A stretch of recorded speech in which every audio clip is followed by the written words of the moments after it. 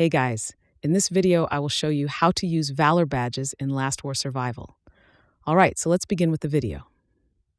Valor Badges are an important in-game currency that allow you to exchange for rewards in the shop, unlock special features, and boost your overall progress in the game. They play a crucial role in participating in key events and in upgrading your troops effectively.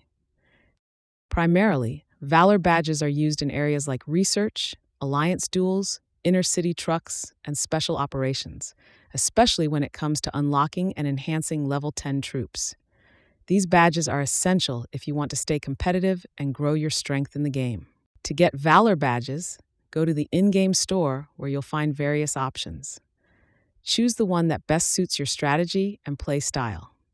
Some Valor Badges are available for free, while others require you to participate in specific events. Always keep an eye out for opportunities to collect them during gameplay and special promotions.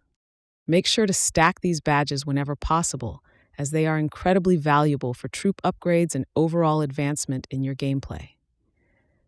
And that's it. So that's basically how you can use Valor Badges in Last War Survival. So that's all for this video. Consider subscribing if you find it helpful, and I'll catch you in the next one. Thanks.